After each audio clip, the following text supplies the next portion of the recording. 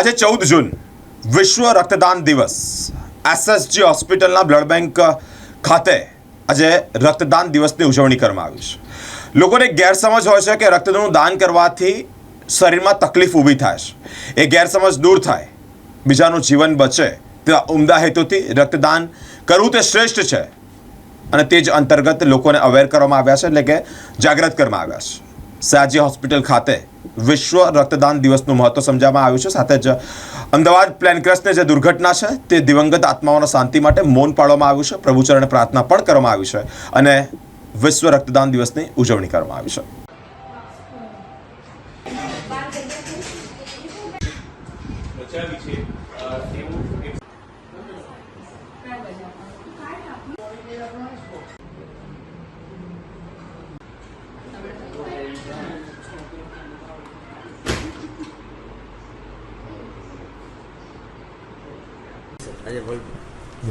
આજે વિશ્વ રક્તદાતા દિવસ 14 જૂન છે, એની આપણે ઉજવણી કરવાની હોય છે બ્લડ સેન્ટરમાં। કેના માટે કરીએ છીએ તો કે જે લોકો સ્વૈચ્છિક રક્તદાન કરે છે એનો આભાર, એનું આપણે અભિવાદન કરીએ છીએ। શું કામ એને જરૂર છે અભિવાદન? તો કે બધા લોકો ડોનેશન નથી આપી શકતા। કોણ આપી શકે છે? કે જે લોકો ફિટ થાય છે ક્રાઇટેરિયામાં, બરાબર છે, અને વોલન્ટરી હોય છે કે એને કોઈ પણ અપેક્ષા નથી હોતા, તો આપણે બીજું તો કંઈ નથી કરી શકતા, તો એનો આભાર અને એનું આપણે અભિવાદન કરી શકીએ છીએ।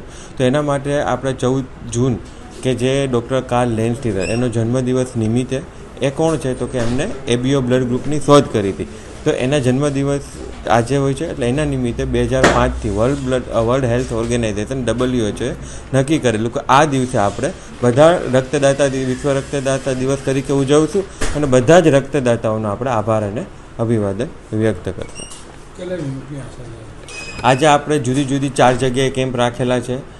એકચ્યુઅલી આપણો બીજો એક રક્ત શિબિર આયોજકોનો એક પ્રોગ્રામ હતો, એ આપણે વિમાન દુર્ઘટનાના હિસાબે આપણે મોકૂફ રાખેલો છે, પણ વિશ્વ રક્તદાતા દિવસ નિમિત્તે આપણે શું કરીએ છીએ કે એ લોકોની આત્માને શાંતિ મળે એના માટે સાયલેન્ટલી આપણે રક્તદાન કરી અને એની આત્માઓને શાંતિ મળે એના માટે આપણે કાર્યક્રમો યોજેલા છે। તો જેટલા બ્લડ ડોનેશન આજે કેમ્પ છે એમાં આપણે 4 રાખેલા છે, જુદી જુદી જગ્યાએ છે। એક હિનાઉત છે, સવારે એક કેમ્પનું આપણે ચાલુ થઈ ગયું છે, એમાંથી અત્યારે 10 યુનિટ કલેક્ટ થઈ ગયું છે અને અત્યારે ઓનગોઈંગ છે, જેમાંથી આપણે 6 ડોનર અત્યારે કન્ટિન્યુ છે।